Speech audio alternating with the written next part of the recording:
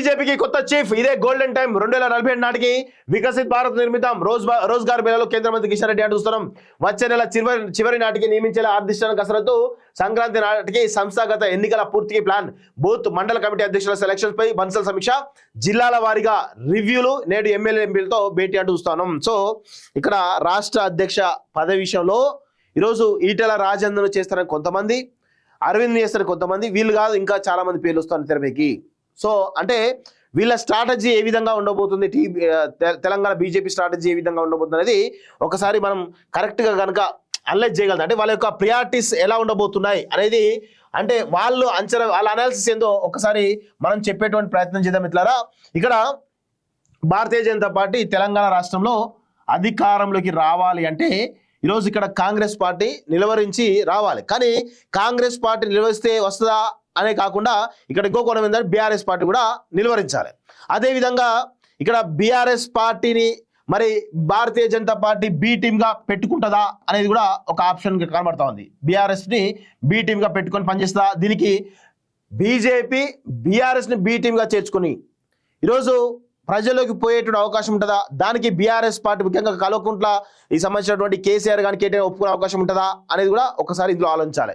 ఇది ఒక ఆప్షన్ కనబడతా ఉంది వీళ్ళకి. ఎందుకంటే స్వతహాగా తెలంగాణలో భారతీయ జనతా పార్టీ అధికారంలోకి రావడానికి కొంత స్కోప్ తక్కువ. ఇప్పటికి కూడా వాళ్ళు నిర్మాణాత్మకమైనటువంటి నిర్మాణం లేదు భారతీయ జనతా పార్టీకి. సరే ఉన్నప్పటికీ కూడా యాక్టివ్గా లేదు అనేది చాలా అందరూ కూడా గుర్తుపెట్టుకోవాల్సిన అవసరం అయితే ఉంటుంది మిత్రులారా. సో ఇక్కడ భారతీయ జనతా పార్టీ ఒంటరిగా అధికారంలోకి రావడానికి ఛాన్స్ లేదు. ఇక్కడ భారతీయ జనతా పార్టీ కంటే ముందు బీఆర్ఎస్ పార్టీ బలంగా ఉంది ఇక్కడ. సో కాంగ్రెస్ ఎదుర్కోవాలంటే కాంగ్రెస్ తర్వాత స్థానం బీఆర్ఎస్ అని చాలా ఓపెన్గా చెప్పొచ్చు.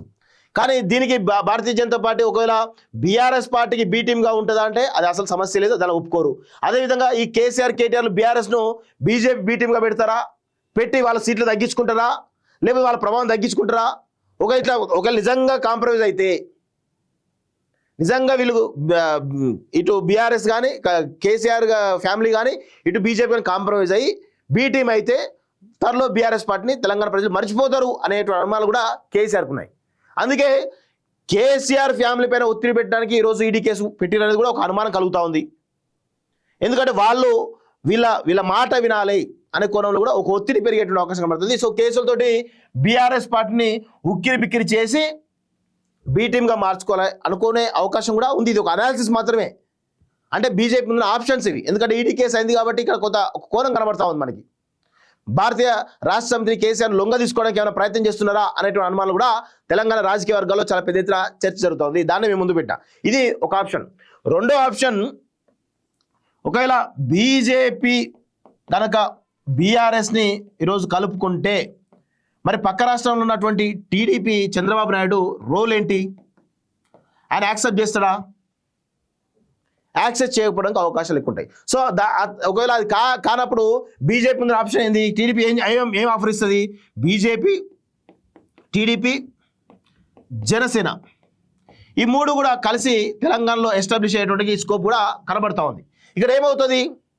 దీని బేస్గానే ఇక్కడ ఈ కోణంలో కనుక వాళ్ళ ఈక్వేషన్ని కనుక ఈ యొక్క గేమ్ ప్లాన్ కనుక చేస్తే అధ్యక్షుడు ఒకరుంటారు. నేను ఎందుకు చెప్తా ఉన్నానంటే ఈ ఈక్వేషన్ల పరంగానే అధ్యక్షుడు ఖరారు అవుతాడు. అంటే నేను ఒక అనాలిసిస్ జరుగుతున్నది, చాలా డెప్త్ అనాలిసిస్, ఇది ఎవరు కూడా చెప్పరు, బట్ నేను ధైర్యం చేసి చెప్పగలుగుతున్నా. సో ఇక్కడ బీజేపీ బీఆర్ఎస్ మరి యాక్సెప్ట్ చేస్తా టీడీపీ అంటే అది కష్టమే. సో ఇక్కడ బీసీ కోణాన్ని వర్కౌట్ చేయాలనుకుంటే ఇలా ఇంకోటి కూడా ఉంది. బీసీ కోణం, హిందుత్వ కోణం రెండు కూడా ఉంటాయి. సో ఇక్కడ ఈటల మరి బీఆర్ఎస్తో కలిసి పనిచేయడానికి రెడీగా ఉంటారంటే నాకు డౌటే. ఎందుకంటే ఈటలకు అంత అక్కడ ఆ కోణం ఉండకపోవచ్చు. సో బీఆర్ఎస్తో కలిసి పనిచేసే ఇంట్రెస్ట్ ఉండకపోవచ్చు కూడా. కానీ ఇక్కడ బీజేపీ, టీడీపీ, జనసేన అయితే ఇంకొకరు ప్రెసిడెంట్ అయ్యే అవకాశం లేదు. అది ఈటలు కావచ్చు, అరవింద్ కావచ్చు, ఇంకెవరైనా కావచ్చు. సో అంటే వీళ్ళ గేమ్ ప్లాన్ ఏ విధంగా ఉందో డిపెండ్ అయ్యి ఈరోజు అధ్యక్షుడి నియామకం జరుగుతున్న విషయాన్ని గుర్తుపెట్టుకోవాలి. ఇక్కడ ఇంకొక విషయం ఏంటంటే బీసీ కోణాన్ని కనుక సీరియస్గా భారతీయ జనతా పార్టీ ఎత్తుకుంటే ఖచ్చితంగా ఈటలను ఈరోజు ప్రెసిడెంట్ చేసేటువంటి అవకాశాలు ఉంటాయి. అంటే ఈ ఈక్వేషన్తో పాటు ఇవి అడిషనల్ ఈక్వేషన్స్. ఒకవేళ హిందుత్వవాదాన్ని ప్రొజెక్ట్ చేయాలి, హిందుత్వవాదాన్ని ముందు పెట్టుకొని పోవాలి అనుకుంటే బీజేపీ జాతీయ అధ్యక్షుడిగా, బీజేపీ రాష్ట్ర అధ్యక్షుడిగా అరవింద్ లాంటి వాళ్ళను ఎవరైతే హిందుత్వ ఎజెండాకి ఎవరైతే బ్రాండ్ అంబాసిడర్ ఉండో వాళ్ళను బీజేపీ కోర్ ఐడియాలజీ ఎవరైతే ఉన్నారో వాళ్ళని ముందు పెట్టి ఈరోజు రాజకీయం చేసే అవకాశం లేదు. అడిషనల్ వీటికి ఉన్నటువంటి ఈక్వేషన్తో పాటు వీటిని కూడా చూస్తారు.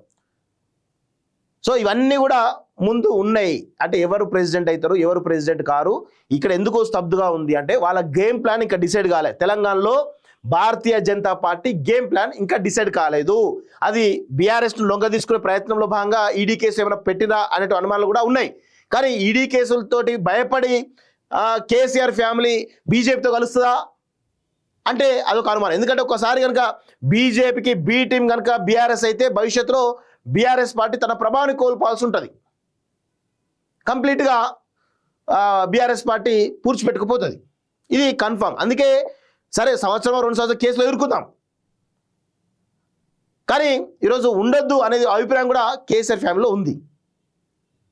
ఇట్లా అనేకమైన ఈక్వేషన్ ఉన్నాయి. సో దీనిలో మరి టీడీపీ రోల్ ఏ విధంగా ఉండదు, ఎందుకంటే టీడీపీ చంద్రబాబు కూడా ఈరోజు ఎన్డీఏ కూటమిలో చాలా బలమైనటువంటి వ్యక్తిగా ఉన్నాడు.